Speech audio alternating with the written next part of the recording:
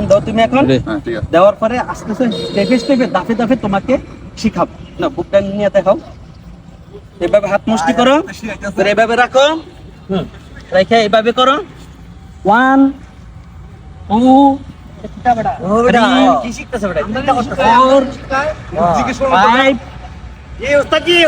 আসসালামু আলাইকুম। ওয়ালাইকুম আসসালাম কারা ভাই আপনারা ভাই আমরা শিখতাম, আমরা শিখাবেনি আচ্ছা শিখামু আমার কাজ তো এগুলো শিখানো মানুষ ও আচ্ছা তাহলে শিখি।